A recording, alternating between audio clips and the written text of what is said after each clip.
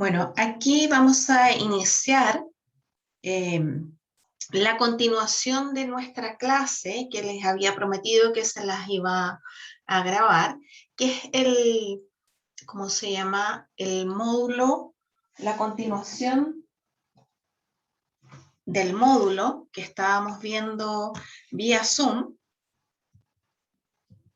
que es esta parte, ¿ya? Que es el módulo 3, pero nos faltó el punto número 4 para concluir este módulo.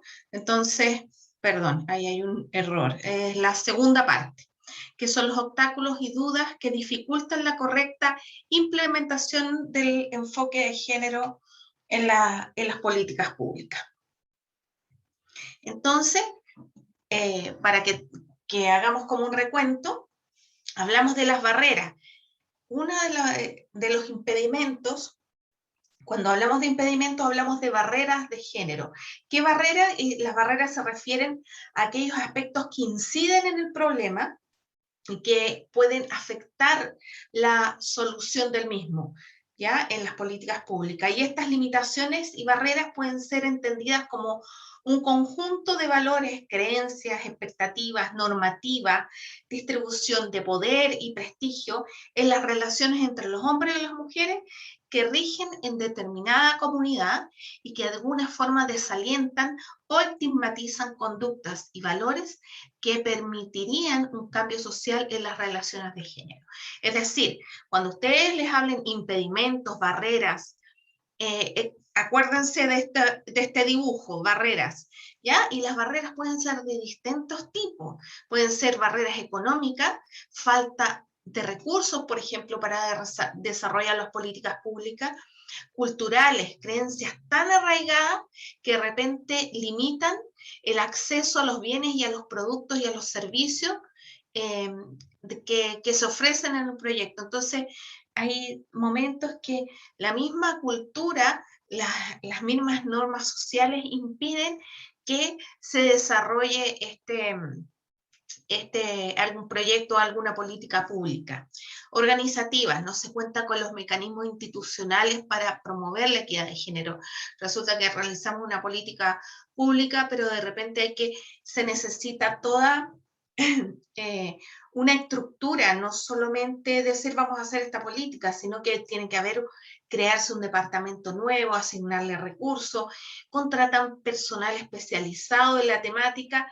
Entonces, también podemos tener barreras para ejecutar nuestra política pública. Y legales, bueno, legales principalmente son para que restringen la posibilidad de hacer cambios para avanzar hacia la equidad entre hombres y mujeres. ¿Ya? Y, por ejemplo, barreras culturales también podemos tener con los techos de cristal, que hace referencia a esas barreras invisibles que impiden a las mujeres acceder a los puestos de responsabilidad en una empresa o en una organización. Y yéndonos pueden existir obstáculos para la incorporación del enfoque de género en las políticas que dependen de esta serie de factores. El marco jurídico, como dijimos, la legislación existente en materia de obligaciones de derecho pueden dificultar los cambios para la implementación de las políticas públicas con enfoque de género. Por ejemplo, en nuestra legislación actual, la mujer casada en sociedad conyugal conserva el dominio, ¿ya? Pero carece de las facultades de disposición y administración de sus bienes propios. Entonces, durante este régimen patrimonial, es el marido quien administra, actúa respecto a estos bienes. ¿Ya? Entonces, también lo que es el ambiente cultural en un determinado lugar. Hay resistencia, hay ciertas temáticas, ¿ya? Que que el ambiente puede ser propicio o resistente a la implementación de las políticas con enfoque de género. Muchas veces los ambientes como dicen niegan la necesidad del enfoque de género. ¿Ya? Entonces, como habíamos dicho en la clase vía Zoom, que como esto es un asunto ya pasado, que nos afecta, que no es urgente, no es importante, entonces se da una resistencia de visibilizar estas situaciones contingentes que requieren solución, ¿ya? Entonces, generalmente se dan estos espacios masculinizados o tradicionales desde el punto de vista de las relaciones de género y con presencia de prácticas machistas evidentes. El enfoque de género eh, tiende a atribuir a las acciones específicas de una institución un área o un rol, una persona que provee estas acciones para fomentarlo, y no como una responsabilidad colectiva, ya vinculada, y no lo separa del quehacer cotidiano, por lo tanto cuesta que las acciones que se realicen permanezcan o se mantengan en el tiempo. En relación con el Estado y la sociedad, el Estado y las distintas formas organizativas de la sociedad, como las reglas, prácticas que regulan dicha relación, serán importantes a la hora de llevar a cabo el proceso de negación implícito en la incorporación del enfoque de género en las políticas. Se supone que es la concepción de obligatoriedad, que supone la instauración de una política y estrategia de transversalización del género en el Estado. Entonces, implica que las instituciones, los directivos, los funcionarios puedan comprender el sentido de esta política. Es necesario eso, en términos de una ética de equidad, de una perspectiva de derecho, en el contexto de mejoramiento de la calidad de los servicios y los productos y de la modernización del Estado. Porque ustedes saben que esto implica la incorporación de cambios culturales de mucha importancia en las personas, instituciones. Entonces, eso produce resistencias institucionales, personales, donde hay miedo a veces al cambio por la presencia de paradigmas más conservadores. Y el proceso, entonces caemos en un proceso como, ay, después lo vemos, como de inercia institucional, inercia del Estado de afrontar porque la sociedad conservadora le impone y le dice, no, sabes que no, entonces se queda como en stand-by esperando a que sea el momento propicio y a veces nos vamos quedando atrás con respecto a los otros países. Entonces, de repente hay mucha oposición a estos procesos. La dinámica institucional también, bueno, como les dije, puede haber resistencia de las instituciones gubernamentales, porque a veces hay gobiernos más conservadores que otros. Y, ¿cómo se llama? Hay contradicciones de repente en los gobiernos entre el discurso oficial de que se da y las prácticas. Entonces, donde los discursos oficiales y lo que se dice promueven los enfoques de género, pero por diferentes razones de repente son tolerantes hasta a ciertos abusos de poder y, y se mantienen en el discurso oficial sin detener esos abusos, ¿ya? O sea, como que no se les da la relevancia que tienen. Y vienen aquí, de repente, la sociedad es la que se arma y pide esos cambios, como habíamos dicho. Entonces, hay una defensiva como a identificar estos asuntos para poder trabajar en ellos, estos problemas. Entonces, hay que de repente denunciar lo que sucede para que haya el cambio, ¿ya? Entonces, estos serían como los obstáculos en la incorporación del género en las políticas públicas. Y como una antesala, bueno, ya le dijimos que las políticas públicas o las intervenciones sociales en general tienen un proceso. Ya vamos a ver después presencialmente, vamos a ver el proceso en sí de la política pública propiamente tal. Pero todas las intervenciones sociales tienen sus procesos, ¿ya? Después de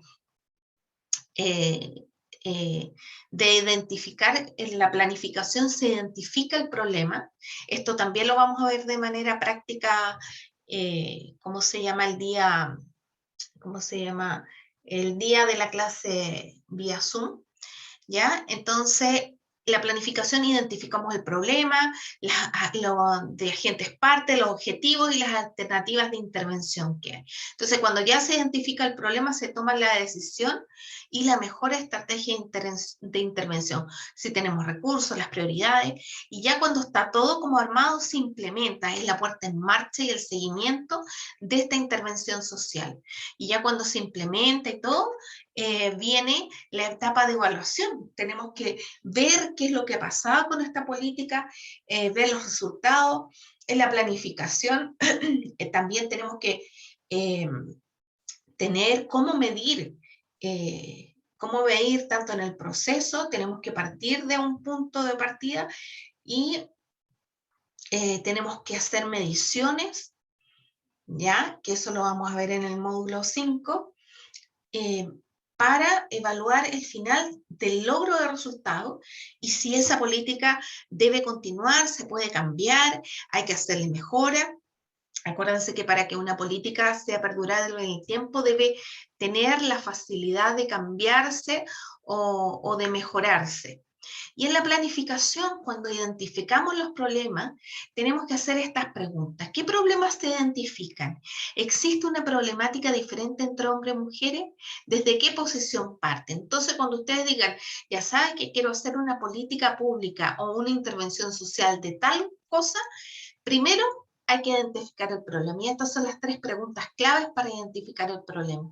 Después, para identificar los agentes partes, las partes interesadas. ¿Qué actores sociales están involucrados en la problemática y pueden ser parte de la solución? ¿Cómo involucramos a la gente que sea parte de la solución? ¿Tienen representación mujeres y hombres? ¿Se acuerdan que les dije que en una conversación, en una mesa de trabajo, no puede haber solo hombres, tienen que estar y no puede haber como un representante de las mujeres. No, tienen que estar las mujeres con su voz presente, ¿ya? Porque es distinto, piensan distinto, un hombre no va a ver, no va a ver con estos lentes de género, tenemos una visión distinta de las cosas. Entonces es importante la representación de hombres o mujeres. Identificación de los objetivos. Entonces, ¿qué es lo que queremos alcanzar? ¿Cómo contribuir a la igualdad de género? Acuérdense que las políticas públicas tienen que ser con un cambio en los roles de género. Tiene que haber un impulso a la equidad de género para lograr la igualdad. Entonces, también cuando vamos a identificar las alternativas de intervención, ¿qué diferentes maneras podemos alcanzarla? La hacemos ¿cómo se llama? Interviniendo directamente, la hacemos con capacitaciones, lo hacemos con entrega de, ¿cómo se llama? Les hacemos capacitación y entrega de maquinaria, de algo. ¿Y cuál es el coste de oportunidad de género de cada alternativa?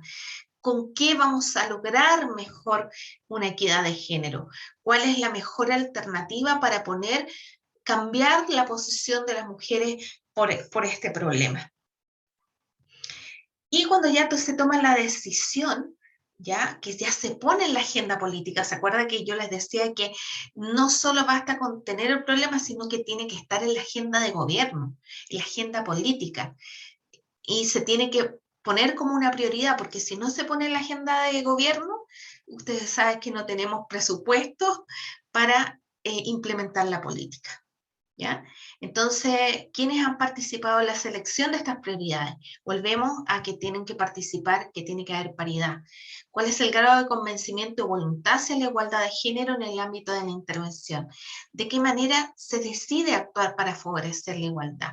Entonces, ya en la agenda política ya vamos a contar con la asignación de recursos, pero aparte que ya nos dan un monto, ¿cómo se van a repartir los recursos de acuerdo a las actividades que se va a hacer? ¿Se destinará el recurso a acciones específicas para favorecer la igualdad? Entonces, Es un largo andar, es un proceso. Y ya cuando tenemos, ya decidimos, ya, tanta plata para esto, tanta plata para lo otro, tanta plata para... Y se hace una carta GAM donde se va a implementar y poner en marcha, y el seguimiento también, porque no es solo poner en marcha, hay que estar vigilando que funcionen las cosas. Entonces, pero porque la planificación con enfoque de género no garantiza una ejecución coherente, porque intervienen un amplio abanico de actores. Se ha acompañado una situación adecuadamente, se ha hecho la coordinación, la adjudicación de responsabilidades, porque de repente se pone a cargo una persona y no tiene las competencias, o de repente les faltó gente, hay gente sobrepasada con trabajo, se les ha facilitado las claves básicas para comprender las diferencias de partida y las consecuencias para la igualdad. Es muy importante que las personas que participen en la política tengan sensibilización y tengan formación.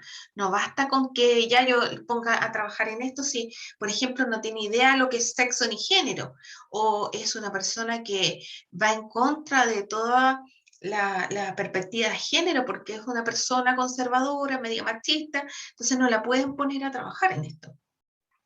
Participan agentes del ámbito de la igualdad de género, que se hayan, ¿cómo se llama?, trabajo intersectoriales con otros ministerios, con organizaciones sociales. Entonces, ¿quiénes van a participar?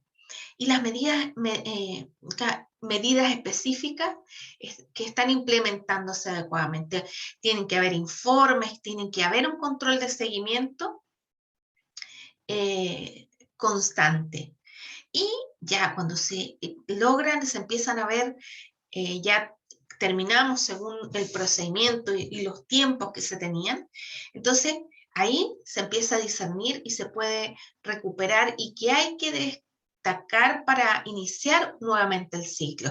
Entonces se pone un ciclo, por ejemplo, de un año y se mide, y para esto son los indicadores de resultado, que tenemos que hacer indicadores para el principio, indicadores de evaluación, indicadores, por eso siempre como a mitad de año nosotros tenemos que entregar, el Departamento de Planificación y Control de Gestión tiene que recibir todos los informes semestrales, porque tiene que haber una evaluación del progreso y también una evaluación final. Y la evaluación final, ¿contribuimos a eliminar esta desigualdad de género? ¿Hay una equidad de género? Si nos sirvió o no la implementación de la política pública. Entonces, también acuérdense que para llegar hasta el problema, ¿ya? Tenemos que hacer varias preguntas para el análisis de problemas de un enfoque de género, y aquí yo les dejo a modo de referencia algunas preguntas que se hacen para trabajar el problema. Con esto sabemos si es una política para mujeres o es una política con perspectiva de género. Si el problema en sí se debe a una necesidad inmediata, a una necesidad, ¿cómo se llama?, que solamente sea un tema de mujeres, o es un problema con un enfoque de género. Entonces, que se va a referir a intereses estratégicos de las mujeres en términos de igualdad de género. Entonces, vamos haciendo estas preguntas, y estas preguntas son las que vamos a utilizar la próxima clase para analizar, por ejemplo, los productos del Ministerio de Bienes Nacionales, y vamos a analizar otras políticas públicas. Entonces, les pido que tengan estas preguntas a mano para que con esto ustedes puedan responder si se trata de una política con perspectiva de género o se trata simplemente de una política para las mujeres, que son absolutamente válidas porque también tienen que existir, ¿ya? Y desde el punto de vista de nuestro actual gobierno, las políticas públicas con enfoque de género, y esto lo tienen que haber visto en capacitaciones del Ministerio de la Mujer y de Equidad de Género, estos son materiales que entrega el Ministerio a través de sus capacitaciones, Entonces, las políticas con enfoque de género, según el Ministerio de la Mujer y Equidad de Género, son aquellas que aseguran que hombres y mujeres en su diversidad accedan de manera equitativa a los beneficios y oportunidades de esta, considerando diferencias y similitudes. Entonces, cuando las políticas públicas con enfoque de género, los objetivos están vinculados a la autonomía y los derechos de las mujeres, que se actúan, interrelacionan unos y otros, y tienen que ver con la igualdad de género, derechos humanos de las mujeres, interseccionalidad y la interculturalidad, la democracia paritaria, representativa, participativa y la laicidad, desarrollo territorial, sostenible e inclusivo. Con respecto al derecho de las mujeres, ¿ya? Que es el punto B, derecho a una vida libre de violencia y discriminación. También tenemos los derechos sexuales y reproductivos, los derechos sociales, económicos, culturales, los derechos civiles y políticos, derechos colectivos y medioambientales, ¿ya? Y esos son los derechos que incluimos en lo que es, ¿cómo se llama? Los derechos humanos de las mujeres. ¿Ya? Y esta es como la cápsula de lo que nos faltaba del módulo 3, parte 2. Bueno, nos vemos en la clase presencial.